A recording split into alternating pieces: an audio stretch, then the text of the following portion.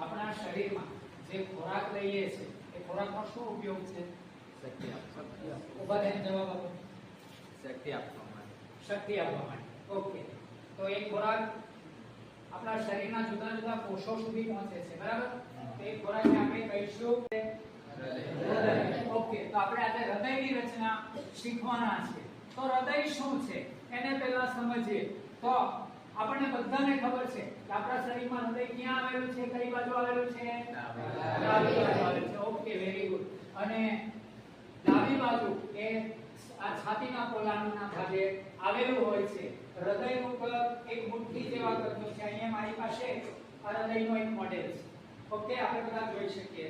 તો આ મોડેલને આપણે અંદરની રચના જોઈએ. તો અંદરની રચનામાં આપણે આ તરફ જોઈ શકીએ છીએ કે ઉપરના બે ભાગો છે, નીચેના બે ભાગો. એને આપણે બોર્ડ ઉપર સમજવાના છે કે કઈ રીતે કાર્ય કરે છે. પણ ઉપરના બંને ભાગોને શું કહેવાય? કર્ણક. નીચેના બંને ભાગોને શું? અને કર્ણક અને ક્ષેપક વચ્ચે પણ પડદો આવેલો છે. એની રચના આપણે ઉપર જોવાના છે, બરાબર છે?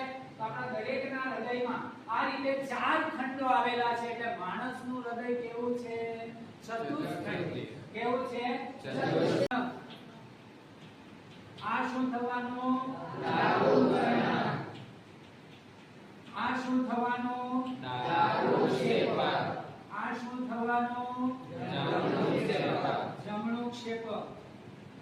આની આંતરિક રચના અલગ હોય છે. આ માત્ર આપણને સમજ પડે એટલા માટે આ સિમ્પલ કે માં રુધિરનું પરિભ્રમણ કેવી રીતે થાય. હવે આપણે જાણીએ છીએ કે મોટર હોય, બરાબર? તો એ મોટરની સાથે પાઇપો જોડેલા હોય છે, બરાબર? પણ અહીંયા પાઇપોની જગ્યાએ નાની નાની રુધિર વાહિનીઓ છે. રુધિર વાહિની બે પ્રકારની છે, ધમની અને શિરા, બરાબર? મોટા ભાગે ધમનીમાં શુદ્ધ રુધિર જ વહે છે. પણ આમાં એક અપવાદ છે, તે અહીંયા હું તમને કહીશ કે ફુફુસ ધમની જે છે, જેને અંગ્રેજીમાં પલ્મોનરી ધમની તરીકે ઓળખવામાં આવે છે, એમાં આ અપવાદ છે. એમાં અશુદ્ધ રુધિર વહેવાનું છે. જ્યારે એ જ રીતે શિરામાં કેવું રુધિર વહે છે? અશુદ્ધ, બરાબર? પણ એમાં પણ એક અપવાદ છે.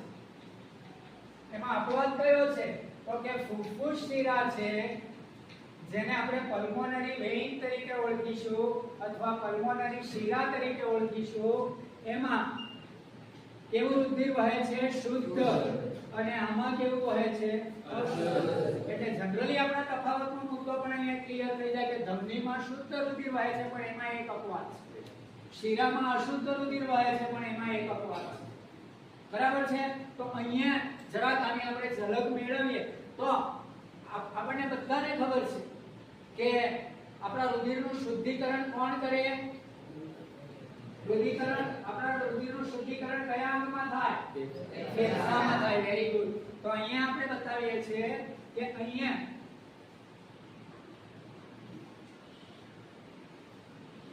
આ આપણા બે ફેફસા છે, બરાબર? આને આપણે ફેફસા તરીકે ઓળખીશું.